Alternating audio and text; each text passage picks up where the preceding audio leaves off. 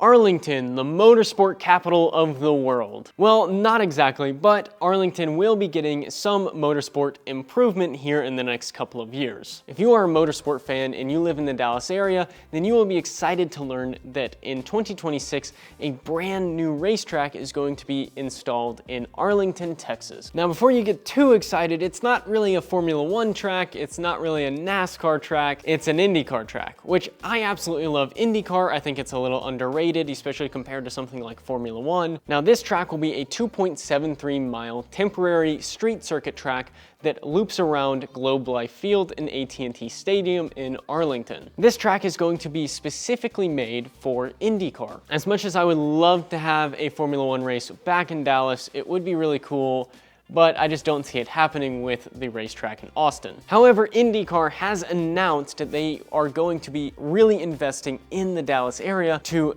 bring as much motorsport entertainment to you as possible in the next coming years. Now, this is going to be a 14-turn street circuit track, and it's designed by Tony Kottman, which has designed many other IndyCar tracks in the past. We've been told to expect speeds higher than 180 miles per hour and even closer up to 200 miles an hour. Now, that might not sound insanely fast, especially compared to what Indy cars and even Formula One cars go at most of the time, but you have to consider that this is a street circuit. This is not a dedicated racetrack. This means it is going to be shut down areas of street around Globe Life Field and AT&T Stadium that comprise this racetrack. So the fact that they're hitting speeds of 180 to 200 miles an hour is pretty insane when you think about how tight street circuits are. Now, this isn't necessarily the first time that IndyCar has come to Dallas. In fact, they've been here for quite a while at Texas Motor Speedway in Denton. IndyCar has raced at Texas Motor Speedway from 1997 all the way up to 2023, so it's not really a revolutionary thing that IndyCar is coming to Dallas because they've kind of already been here. The big difference is now, instead of being an oval track, they're moving to Arlington, which is going to be a street circuit track around the stadium and the Globe Life Field, which is going to be very interesting in terms of the race. If you guys have ever watched an IndyCar race, there are a bunch of Indy cars as compared to Formula One, where there are only 20 cars. So seeing a whole field of cars going through not just an oval, but through technical turns on a street circuit that is 2.73 miles long, that's going to be a very interesting race, not only to see how it plays out, but it is going to be way more technical than those drivers are used to, which means that this race is also probably going to be more dangerous than IndyCar typically is, and IndyCar is already a very dangerous race series. So what are we going to expect from a race like this? Well, considering Penske's partnership with Jerry Jones and the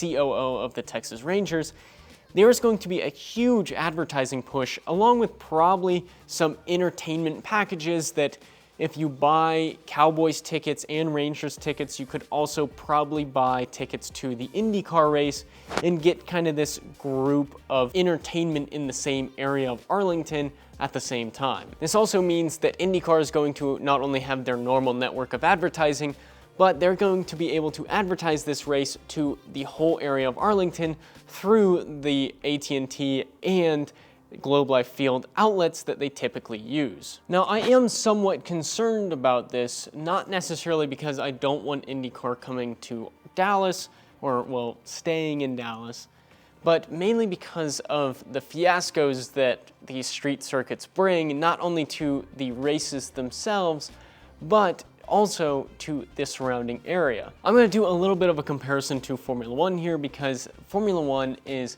considered the pinnacle of motorsport, and it shares a lot of similarities with IndyCar. That being that they're very high revving and that they're open wheel vehicles, and that's pretty much about it. Now, there are plenty of street circuits that I could talk about in Formula One, but one in particular comes to mind when talking about something like this, and that is Las Vegas. In the past couple of years, Formula One announced that they're going to have a street circuit in Las Vegas, and that hasn't gone very well. Basically, this street circuit has gone down the main Vegas Strip, and that race has been criticized by not only the drivers, but the viewers as well. Formula One is very expensive to go watch, and that means to buy a ticket, you expect to have something very entertaining in return for that ticket. And this race just wasn't really that. People were not happy with the very expensive ticket price, which was even expensive considering Formula One standards, and they didn't like the fact that it was a street circuit. The street circuit was not very comfortable to sit in. They had these grandstands that they had erected along the sides of the racetrack,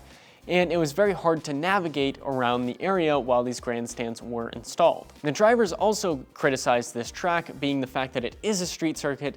It is not as well graded as some of these other racetracks. There's no banking on turns, and there is no runoff areas or very limited runoff areas, and the quality of road is just not good, especially in Vegas. So my concern is that with that being Formula One, I'm wondering if it's going to be a similar phenomenon with IndyCar coming to Arlington. By taking it off of the oval track in Denton at Texas Motor Speedway, is this going to help or hurt the IndyCar series? Well, there are a lot of drivers on the grid driving very fast cars. Again, these things can go over 200 miles an hour. In fact, Indy cars are typically considered faster and more dangerous than Formula One cars. That, paired with so many drivers on the grid and a brand new street circuit, this could not only cause problems for the drivers, but for the people watching. And then Dallas being such a busy place that it is already, with that area being so busy, closing down some streets, erecting these grandstands, and drawing such a big crowd for IndyCar,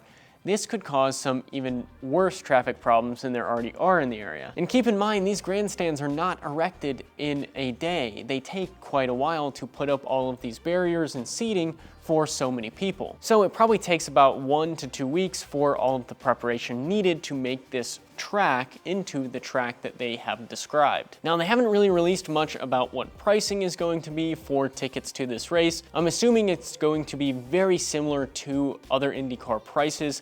The only difference might be is if you buy kind of a bundle pack of a Dallas Cowboys game ticket, a Texas Rangers ticket, and a IndyCar ticket, all kind of in this entertainment package. Now, I'm not sure if they're going to be offering something like that, but I wouldn't doubt it with Jerry Jones and the Texas Rangers getting involved in a project like this. However, that's not going to be cheap no matter which way you cut it. Overall, I think this is pretty good to have more motorsport in the area of Texas. However, it needs to be done in a safe and, well, smart way. Now, this street circuit may be that. We won't know until 2026. I am excited to go watch this race. I probably will go because I am local to the Dallas area, but I am a little concerned that it is going to be either way too expensive or it's just not going to be an entertaining race. However, on the other hand, it is IndyCar, and they do operate a little differently than Formula One. There are more guys looking to make passes and move up in the championship in IndyCar than there are in Formula One total. So I am looking forward to this race. But what do you guys think? Are you going to be going to this race, or do you think it's going to be one big expensive flop? Let me know what you guys think down below. If you guys are going to the race, maybe I'll see you there. But in the meantime, be sure to subscribe down below